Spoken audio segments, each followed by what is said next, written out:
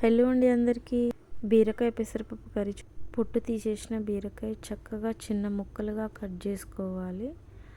నేను medium size ఒక ఉల్లిపాయ తీసేసుకున్నాను. ఒక 2 పచ్చిమిరపకాయలు తీసి సన్నగా కట్ చేసి స్టవ్ వెలిగించుకొని స్టవ్ మీద ప్యాన్ పెట్టుకొని ప్యాన్లో 3 టేబుల్ స్పూన్ ఆయిల్ వేసుకున్నాను.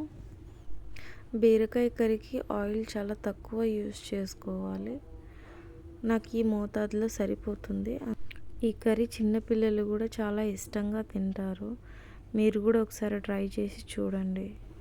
ఆయిల్ హీట్ ఎక్కిన తర్వాత టీ స్పూన్ అంతా జీలకర్ర, కొద్దిగా ఆవాలు, కొద్దిగా చిట్టుపడలాడిన తర్వాత కొద్దిగా మినపప్పు వేసుకోవాలండి. 1/2 టీ స్పూన్ వేసుకున్నాను నేనైతే.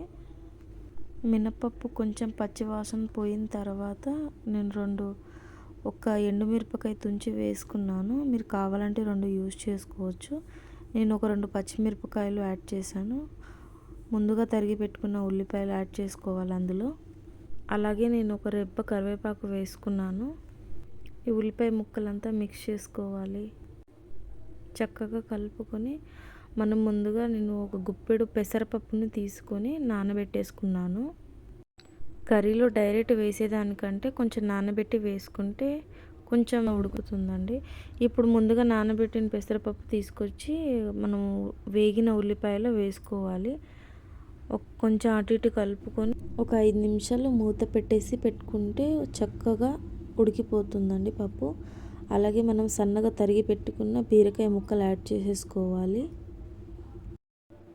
మీ టేస్ట్కి తగ్గట్టు కొంచెం సాల్ట్ వేసుకోవాలి. నేను 1/2 టీ స్పూన్ పసుపు కూడా యాడ్ చేసుకున్నాను. పసుపు, ఉప్పు బీరకాయ ముక్కలకి పట్టేలాగా మిక్స్ చేసుకోవాలి కర్రీని. అటు ఇటు చక్కగా కలుపుకున్న తర్వాత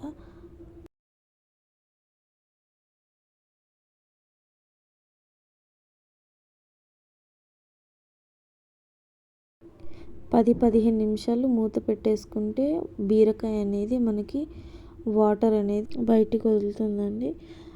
చూసారా, బీరకాయ చక్కగా బీరకాయ ముక్కలు సాఫ్ట్గా ఉడికిపోయాయి. చక్కగా కలుపుకున్న తర్వాత నేను 1/2 టీ స్పూన్ కారం వేసుకున్నానండి. మీ రుచికి సరిపడా మీరు వేసుకోవచ్చు. 1/2 స్పూన్ ధనియాల పౌడర్ వేసుకున్నాను. ధనియాల పొడి, కారం కూరకంతా పట్టేలాగా మిక్స్ చేసుకోవాలి. అటు ఇటు కలిపిన తర్వాత సాల్ట్ టేస్ట్ చూసుకున్నాను. నాకైతే సరిపోయింది కర్రీకి. చూసారా, బీరకాయ ముక్కలు పప్పు చక్కగా ఉడికిపోయింది. మనకు కొంచెం డ్రైగా వద్దు కాబట్టి నేను కొద్దిగా వాటర్ పోసుకున్నాను.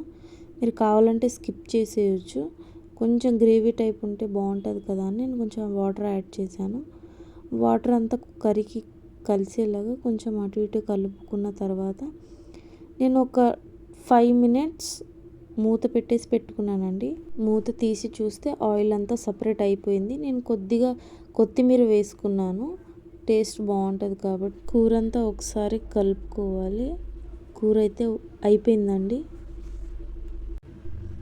ఇప్పుడు సర్వింగ్ బౌల్లో కూర తీసేసుకొని సర్వ్ చేసుకుంటే వేడి అన్నంలో కూర వేసుకొని తింటే చాలా బాగుంటుంది. నచ్చితే నా ఛానల్ సబ్స్క్రైబ్ చేసుకోండి.